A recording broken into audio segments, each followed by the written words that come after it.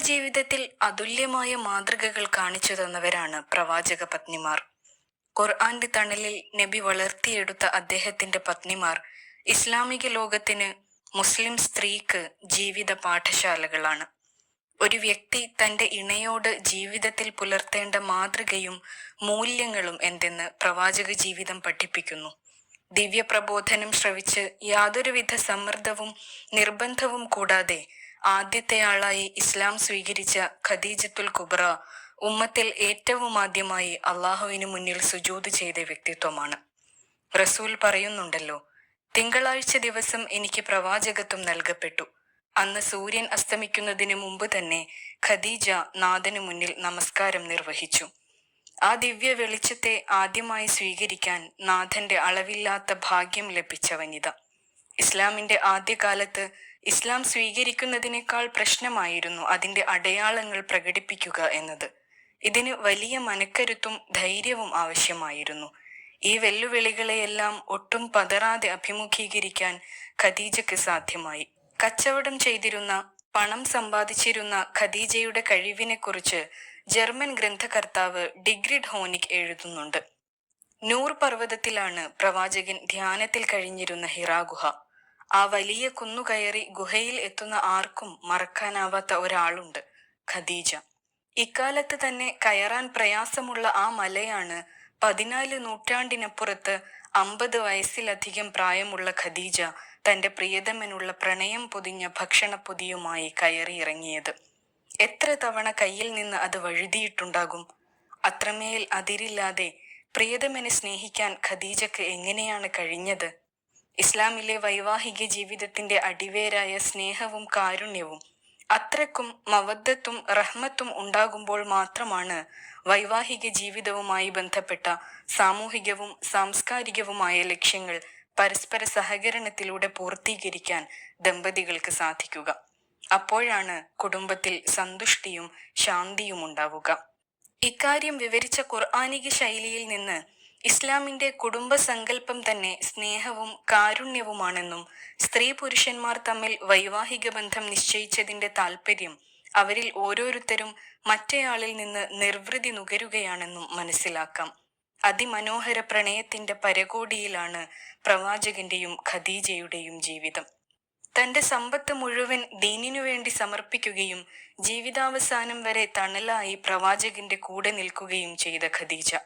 ജനങ്ങൾ എന്നെ നിഷേധിച്ചപ്പോൾ ഖദീജ എന്നിൽ വിശ്വസിച്ചു. ജനങ്ങൾ എന്നെ കളവാക്കിയപ്പോൾ ഞാൻ പറഞ്ഞത് സത്യമാണെന്ന് ഖദീജ പറഞ്ഞു. ജനങ്ങൾ എന്നെ കൈവിട്ടപ്പോൾ ധനം നൽകി അവർ എന്നെ ആശ്വസിപ്പിച്ചു എന്ന് പ്രവാചകൻ പറയുന്നുണ്ട്. തന്റെ പ്രിയപ്പെട്ടവളുടെ വിയോഗം താങ്ങാനാവാതെ പൊട്ടിക്കരയുന്ന പ്രവാചകനെ ഇസ്ലാമിക ചരിത്രം അടയാളപ്പെടുത്തുന്നുണ്ട്. ഖദീജയെക്കുറിച്ച് സംസാരിക്കുമ്പോഴെല്ലാം കൺകോണിൽ കണ്ണീർ തളം കെട്ടുന്ന, വാക്കുകൾ മുറിഞ്ഞു പോകുന്ന, ഹൃദയം കലങ്ങിപ്പോകുന്ന, ശബ്ദം ഇടറിപ്പോകുന്ന പ്രവാചകനെ ഇസ്ലാമിക ചരിത്രത്തിൽ കാണാം. ഒരു അനന്തമായ പ്രണയകാവ്യം പോലെ. ആയിഷ പ്രവാചകന്റെ തണലിലും ശിക്ഷണത്തിലും വളർന്നു വന്ന മഹാപ്രതിഭാശാലിയായ പെണ്ണ്. മതനിയമങ്ങളിൽ 4-1 ആയിഷയിൽ നിന്നാണ് നാം പഠിക്കുന്നത്. ഇസ്ലാമിന്റെ സന്ദേശം അവർ തലമുറകൾക്ക് കൈമാറി. പൊതുജീവിതത്തിലും സ്വകാര്യ ജീവിതത്തിലും വൈജ്ഞാനിക അന്വേഷണങ്ങളിലും ആ വ്യക്തിത്വത്തിന്റെ മികവ് കാണാം. ഇന്ന് വംശീയവാദികളും നാസ്തികരും ഉൾപ്പെടെയുള്ള ഇസ്ലാമിന്റെ സകല ശത്രുക്കളും ആയിഷയുമായുള്ള പ്രവാചകന്റെ ദാമ്പത്യ ജീവിതത്തെ മുന്നിൽ നിർത്തിയാണ് കെട്ടുകഥകളും പരിഹാസ കഥകളും ഇസ്ലാമിനും പ്രവാചകനുമെതിരായി ചമക്കുന്നത്. അറിവും വിവേകവും അന്വേഷണത്വരയും നിരൂപണ വൈഭവവും ഉള്ള ഒരു സ്ത്രീ പ്രവാചകന്റെ ശിക്ഷണത്തിൽ ഇസ്ലാമിക വിജ്ഞാനീയങ്ങളുടെ പാഠശാലയായും മികച്ച അധ്യാപികയായും പണ്ഡിതയായും നിയമജ്ഞയായും പടർന്നു പന്തലിക്കുന്ന പരിണാമം അന്ധത ബാധിച്ച അവരുടെ കണ്ണുകൾക്ക് കാണാൻ കഴിയുന്നുമില്ല. പ്രവാചകനൊത്തുള്ള ജീവിതകാലത്തു തന്നെ ആയിഷയുടെ ആത്മാഭിമാനവും ധൈര്യവും രാഷ്ട്രീയ നിലപാടും വിളിച്ചോതുന്ന സന്ദർഭങ്ങൾ ധാരാളം ഉണ്ടായിട്ടുണ്ട്. അവരെ പറ്റിയുള്ള അപവാദ പ്രചാരണങ്ങളെ വിമർശിച്ചുകൊണ്ട് അവർക്ക് അനുകൂലമായി ഖുർആൻ സൂക്തങ്ങൾ അവതരിച്ചു. പ്രവാചക വിയോഗത്തിന് ശേഷം 1/2 നൂറ്റാണ്ടോളം ഇസ്ലാമിക സമൂഹത്തിന് സർവ്വവിജ്ഞാനകോശമായി ആയിഷ നിലകൊണ്ടു. കർമ്മശാസ്ത്രത്തിൽ ഏറ്റവും മികച്ച പണ്ഡിതയായി. ഈ കണ്ട ഹദീസുകളെല്ലാം അവർ റിപ്പോർട്ട് ചെയ്യുന്നത് തന്റെ 20 വയസ്സിന് മുമ്പേ ആയിരുന്നുവല്ലോ. ആയിഷയെ പോലെ ഭാഷാ നൈപുണ്യമുള്ള ഒരാളെ ഞങ്ങൾ കണ്ടിട്ടില്ല എന്ന് സ്വഹാബാക്കൾ സാക്ഷ്യപ്പെടുത്തുന്നുണ്ട്. നിയമം, ഭരണം, യുദ്ധം തുടങ്ങി ഒരു രാഷ്ട്ര നിർമ്മിതിയുടെ സുപ്രധാന തത്വങ്ങളിൽ വരെ ഉപദേശ നിർദ്ദേശങ്ങൾ ചോദിച്ച് സ്വഹാബാക്കൾ ആയിഷയുടെ അടുത്ത് വരുമായിരുന്നു. നബിസല്ലാഹു അലൈഹി വസല്ലം ആയിഷയെ അതിരറ്റ് സ്നേഹിച്ചിരുന്നു. ഒരിക്കൽ നബിസല്ലാഹു അലൈഹി വസല്ലമ്മയോട് ആരെയാണ് താങ്കൾക്ക് ഏറ്റവും ഇഷ്ടം എന്ന് ചോദിച്ചപ്പോൾ അദ്ദേഹം പറഞ്ഞത് ആയിഷയെ എന്നാണ്. പുരുഷന്മാരിൽ ആരെയാണ് എന്ന് ചോദിച്ചപ്പോൾ അത് ആയിഷയുടെ ഉപ്പയായ അബൂബക്കറിനെ എന്നും പറയുന്നുണ്ട്. ആയിഷയെ നബി സ്നേഹത്തോടെ വിളിക്കാറുണ്ടായിരുന്നത് ഹുമൈറ എന്നായിരുന്നു. മറ്റൊരു ഹദീസിൽ നബി സല്ലല്ലാഹു അലൈഹി വസല്ലം പറഞ്ഞതായി ഇങ്ങനെ കാണാം: ആയിഷ, നിന്നോട് ജിബ്രീൽ അലൈഹിസലാം സലാം പറഞ്ഞിരിക്കുന്നു. അപ്പോൾ ആയിഷ പറഞ്ഞു, ഞാൻ ജിബ്രീലിനോടും സലാം പറഞ്ഞിരിക്കുന്നു എന്ന് അറിയിക്കുക. പ്രവാചകൻ ആയിഷയുടെ ചെറുപ്പത്തെയും കുസൃതികളെയും മാനിച്ചും ഉൾക്കൊണ്ടുമാണ് പ്രണയിച്ചിട്ടുള്ളത്. പ്രവാചകനുമായി കലഹിക്കുന്ന ആയിഷയെ ചരിത്രത്തിൽ കാണാം. പ്രവാചകൻ ആയിഷയുടെ കൂടെ ഓട്ടമത്സരം നടത്തുന്നുണ്ട്. ഒരിക്കൽ പ്രവാചകൻ വീട്ടിലേക്ക് കയറി വരുമ്പോൾ ഭക്ഷണത്തിനുള്ള മാവ് കുഴച്ച കൈയുമായി കിടന്നുറങ്ങുന്ന ആയിഷയെ കാണുന്നു. ശബ്ദമുണ്ടാക്കാതെ പ്രവാചകൻ അത് കഴിക്കാൻ പാകത്തിലുള്ള ഭക്ഷണമാക്കി പാകം ചെയ്യുന്നു. ഒരിക്കൽ സഹപത്നിമാരിൽ ഒരാൾ കൊടുത്തയച്ച ഭക്ഷണപ്പൊതി തട്ടിത്തെറിപ്പിക്കുന്നുണ്ട് ആയിഷ. പശ്ചാത്താപം തോന്നി പ്രതിക്രിയ എന്താണെന്ന് ചോദിച്ച ആയിഷയോട് പകരം അതുപോലെ ഒന്ന് ഉണ്ടാക്കി അയക്കാൻ പറയുകയാണ് ചെയ്തത്. അളവില്ലാതെ സ്നേഹിക്കാൻ നബി പറയാതെ പറയുകയായിരുന്നു. പ്രവാചകരുമായി എന്തോ സംസാരിക്കുന്നതിനിടയിൽ കലഹിച്ചുകൊണ്ട് പാത്രം തട്ടിമാറ്റുന്ന ആയിഷ. അപ്പോൾ വീണുപോയ ഈത്തപ്പഴങ്ങൾ ക്ഷമയോടെ പെറുക്കി വെക്കുന്ന പ്രവാചകൻ. നിലപാടും ആത്മാഭിമാനവും അറിവും ധിഷണാശേഷിയും ഉള്ള പണ്ഡിതയായ ആയിഷയെ രൂപപ്പെടുത്തുകയായിരുന്നു പ്രവാചകൻ. അങ്ങേയറ്റം ക്ഷമയോടെ, എന്നാൽ ഏറ്റവും പ്രണയാർദ്രമായി. പ്രവാചകന്റെ ഭാര്യമാർ ഭിന്ന വീക്ഷണങ്ങൾ ഉള്ളവരായിരുന്നു. വ്യത്യസ്ത ജീവിത സാഹചര്യങ്ങളിൽ വളർന്നവരാണവർ.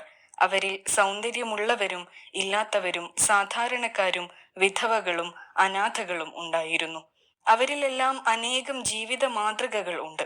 തന്റെ ജീവിതം പങ്കിട്ടെടുത്ത തന്റെ ഇണകളിലൂടെ പ്രവാചകൻ സ്ത്രീ സമൂഹത്തിന് മാതൃക നിർമ്മിക്കുകയായിരുന്നു. ഒന്ന് തിരിഞ്ഞു നോക്കിയാൽ ഏത് പ്രശ്നത്തിനും പരിഹാരമുള്ള സ്ത്രീ ജീവിതം പ്രവാചകന്റെ കുടുംബജീവിതത്തിൽ നിന്ന് നമുക്ക് വായിച്ചെടുക്കാൻ കഴിയും.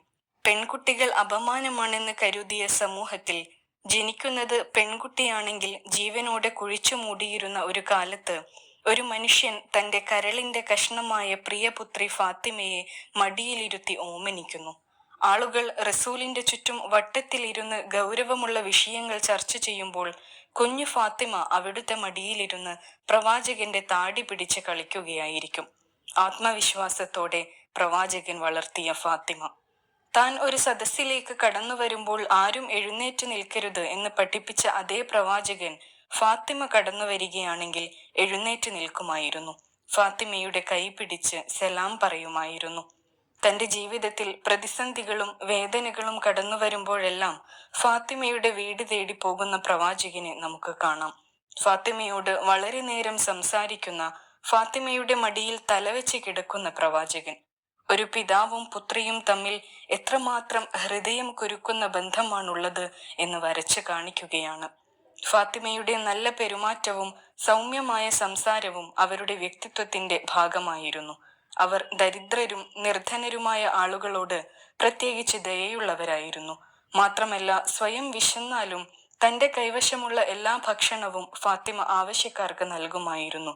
ഈ ലോക ജീവിതത്തിന്റെ ആഡംബരങ്ങളോടും സുഖ സൗകര്യങ്ങളോടും അവർക്ക് ഒരു കൊതിയും ഉണ്ടായിരുന്നില്ല. മദീനയിൽ ഫാത്തിമ തന്റെ പിതാവിനൊപ്പം പള്ളിയോട് ചേർന്ന് നിർമ്മിച്ച ലളിതമായ വസതിയിലാണ് താമസിച്ചത്. ഹിജറ കഴിഞ്ഞ് 2-ാം വർഷത്തിൽ അവരുടെ പിതാവ് വഴി അവർക്ക് വിവാഹാലോചനകൾ വന്നുകൊണ്ടിരുന്ന സമയത്ത് അബൂ ത്വാലിബിന്റെ മകൻ അലി ധൈര്യം സംഭരിച്ച് പ്രവാചകന്റെ അടുത്ത് വിവാഹം അന്വേഷിക്കാൻ ചെന്നു. ഉത്കണ്ഠപ്പെട്ട് ഒന്നും പറയാൻ കഴിയാതെ നിലത്തേക്ക് നോക്കി നിൽക്കുന്ന അലിയോട് പ്രവാചകൻ ചോദിച്ചു, നിങ്ങൾ എന്തിനാണ് വന്നത്? നിങ്ങൾക്ക് എന്തെങ്കിലും ആവശ്യമുണ്ടോ? അലിക്ക് അപ്പോഴും സംസാരിക്കാൻ കഴിഞ്ഞില്ല. അപ്പോൾ പ്രവാചകൻ നിർദ്ദേശിച്ചു, ഒരുപക്ഷെ നിങ്ങൾ ഫാത്തിമയെ വിവാഹം അന്വേഷിച്ച് വന്നതാകാം. അതെ, അലി മറുപടി പറഞ്ഞു. ഈ സമയത്ത് ഒരു റിപ്പോർട്ട് അനുസരിച്ച് പ്രവാചകൻ ലളിതമായി പറഞ്ഞു, മർഹബൻ വ അഹ്ലൻ, കുടുംബത്തിലേക്ക് സ്വാഗതം. മറ്റൊരു റിപ്പോർട്ടിൽ മഹറായി നൽകാൻ എന്തെങ്കിലും ഉണ്ടോ എന്ന് അലിയോട് ചോദിക്കുകയും ചെയ്തു. അലിയുമൊത്തുള്ള ഫാത്തിമയുടെ ജീവിതം ഏറ്റവും ലളിതമായിരുന്നു. ഭൗതിക സൗകര്യങ്ങളെ സംബന്ധിച്ചിടത്തോളം അത് കഷ്ടപ്പാടുകളുടെയും ഇല്ലായ്മയുടെയും ജീവിതമായിരുന്നു. ഒരുമിച്ചുള്ള ജീവിതത്തിലുടനീളം അലി ദരിദ്രനായിരുന്നു. ഒരു ധനികനെ വിവാഹം കഴിച്ചിട്ടില്ലാത്തത് സഹോദരിമാരിൽ ഫാത്തിമ മാത്രമായിരുന്നു. അലിയുമൊത്തുള്ള ജീവിതം ഫാത്തിമയുടെ പിതാവിന്റെ വീട്ടിലെ ജീവിതത്തെക്കാൾ കഠിനമായിരുന്നുവെന്ന് പറയാം. വിവാഹത്തിന് മുമ്പെങ്കിൽ പ്രവാചകന്റെ വീട്ടിൽ സഹായിക്കാൻ ആരെങ്കിലും ഉണ്ടായിരുന്നു. കടുത്ത ദാരിദ്ര്യത്തിൽ നിന്ന് മോചനം നേടാൻ അലി വെള്ളം ചുമക്കുന്നത് ഉൾപ്പെടെ ധാരാളം ജോലികൾ ചെയ്തു. ഫാത്തിമ വീട്ടുജോലികളും. ഒരു ദിവസം ഫാത്തിമ അലിയോട് പറയുന്നുണ്ട്, എന്റെ കൈകൾ പൊട്ടുന്നുണ്ട്. അപ്പോൾ എനിക്ക് നെഞ്ചിൽ വേദന ഉണ്ടാകുന്നത് വരെ ഞാൻ വെള്ളം വലിച്ചിട്ടുണ്ട് എന്ന് അലി പറഞ്ഞു. പ്രവാചകനോട് സഹായത്തിന് ഒരാള് നൽകുമോ എന്ന് ചോദിക്കാൻ അലി ഫാത്തിമയോട് ആവശ്യപ്പെട്ട പ്രകാരം മനസ്സില്ലാ മനസ്സോടെ അവർ പ്രവാചകന്റെ അടുത്തേക്ക് പോയെങ്കിലും ചോദിക്കാൻ ധൈര്യമില്ലായിരുന്നു. പിന്നീട് പ്രവാചകനോട് തന്റെ ആവശ്യം ഫാത്തിമ ഉണർത്തിയെങ്കിലും പ്രവാചകൻ അംഗീകരിക്കാൻ തയ്യാറായില്ല. പകരം അതിനേക്കാൾ പ്രയാസം അനുഭവിക്കുന്ന മനുഷ്യരെക്കുറിച്ച് സംസാരിക്കുകയും ദിക്റുകൾ വർദ്ധിപ്പിക്കാൻ ആവശ്യപ്പെടുകയുമാണുണ്ടായത്. ഫാത്തിമയുടെ വീട്ടിൽ പലപ്പോഴും ഭക്ഷണമുണ്ടായിരുന്നില്ല. ഒരിക്കൽ വിശന്നിരിക്കുമ്പോൾ പ്രവാചകൻ ഫാത്തിമയുടെ വീട്ടിലേക്ക് ചെന്നു. അവിടെയും ഭക്ഷണമില്ലായിരുന്നു. ഒടുവിൽ ഭക്ഷണം കിട്ടിയപ്പോൾ പ്രവാചകൻ ഫാത്തിമയുടെ അടുത്തേക്ക് 2 അപ്പവും 1 കഷണം ഇറച്ചിയും കൊടുത്തയച്ചു. മറ്റൊരിക്കൽ അബു അയ്യൂബിൽ അൻസാരിയുടെ വീട്ടിൽ ചെന്ന് അദ്ദേഹം നൽകിയ ഭക്ഷണത്തിൽ നിന്ന് കുറച്ച് മകൾക്കായി മാറ്റിവെച്ചു. പ്രവാചകൻ ഏറെ നാളായി ഭക്ഷണമില്ലാതെ കഴിയുകയാണെന്നും തനിക്ക് ലഭിക്കുമ്പോൾ അതിലൊരു വിഹിതം നൽകുമെന്നും ഫാത്തിമക്ക് അറിയാമായിരുന്നു. ഈ അതിരില്ലാത്ത സ്നേഹവായ്പിനെ കുറിച്ച് എപ്പോഴും ബോധവതിയായിരുന്നു ഫാത്തിമ. താൻ ഭക്ഷണം കഴിക്കുന്ന ഓരോ നേരത്തും തന്റെ പിതാവ് എന്ത് കഴിച്ചിട്ടുണ്ടാകും എന്ന് ആശങ്കപ്പെടുന്ന ഫാത്തിമയെ ചരിത്രം അടയാളപ്പെടുത്തുന്നുണ്ട്. പ്രവാചകൻ എങ്ങോട്ട് യാത്ര പോയാലും മദീനയിലേക്ക് തിരിച്ചെത്തിയാൽ ആദ്യം പോകുന്നത് ഫാത്തിമയുടെ അടുത്തേക്കായിരിക്കും. ഒരിക്കൽ പ്രവാചകൻ മദീനക്ക് പുറത്ത് യാത്ര പോയി തിരിച്ച് തന്റെ പ്രിയപുത്രിയുടെ അടുത്തേക്ക് വരുമ്പോൾ ഫാത്തിമ ഓടിച്ചെന്ന് പ്രവാചകനെ കെട്ടിപ്പിടിക്കുകയും മുഖത്തും കവിളിലും ഉമ്മ വയ്ക്കുകയും ചെയ്ത് കരയുന്നുണ്ടായിരുന്നു. എന്തിനാണ് എന്റെ പൊന്നുമകൾ കരയുന്നതെന്ന് പ്രവാചകൻ ചോദിച്ചപ്പോൾ പ്രവാചകന്റെ മുഷിഞ്ഞ വസ്ത്രവും ക്ഷീണിച്ച കണ്ണും ശരീരവും കണ്ട് നിയന്ത്രിക്കാൻ കഴിയാതെ പൊട്ടിക്കരഞ്ഞതാണെന്ന് ഫാത്തിമ മറുപടി പറയുന്നുണ്ട്. ഹിജറ കഴിഞ്ഞ് 2-ാം വർഷത്തിന്റെ മധ്യത്തിൽ സഹോദരി റുഖിയയ്ക്ക് പനി പിടിപെട്ടു.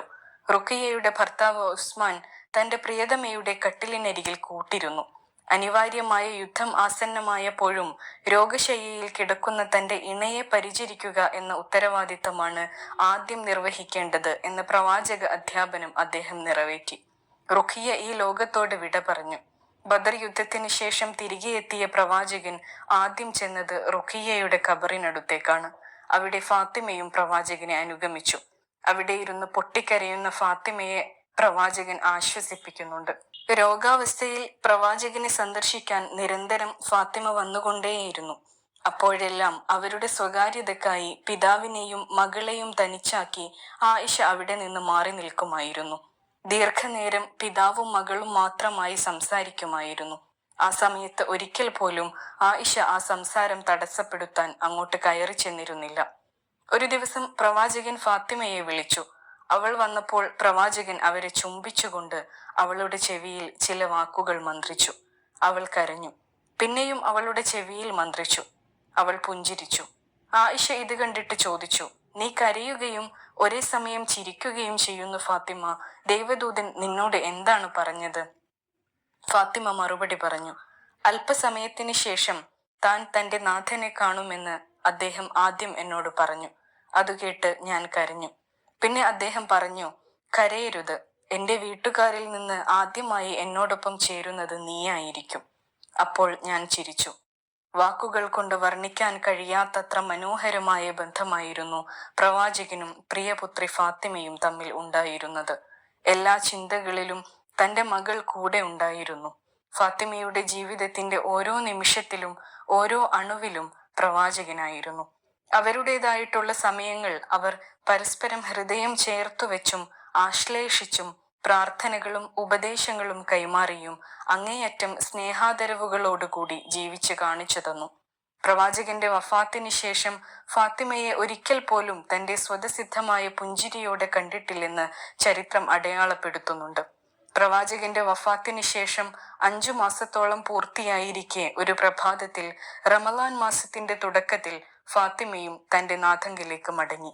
മരണാസന്ന വേളയിൽ അലിയോട് പുഞ്ചിരിച്ചുകൊണ്ട് അവർ പറയുകയാണ്, എനിക്ക് ഇന്ന് ദൈവദൂതനുമായി ഒരു കൂടിക്കാഴ്ചയുണ്ട്.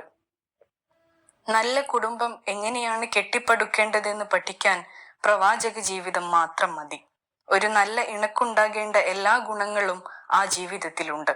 തന്റെ ഇണകൾക്ക് പ്രവാചകൻ അഭയമായിരുന്നു. അവരെ അങ്ങേയറ്റം ബഹുമാനിക്കുന്ന, അംഗീകരിക്കുന്ന, അവരുടെ വികാരങ്ങളെ ബഹുമാനിക്കുന്ന, അവരുടെ ശബ്ദങ്ങൾക്ക് കാതോർക്കുന്ന, അവർക്കായി പരിഹാരം കാണുന്ന, അവരുമായി യാത്രകൾ പോകുന്ന, അവരോടൊപ്പം ഓട്ടമത്സരം നടത്തുന്ന, ഗൗരവമുള്ള കാര്യങ്ങൾ അവരുമായി ചർച്ച ചെയ്യുന്ന, അവരോടുള്ള പ്രണയം തുറന്നു പറയുന്ന,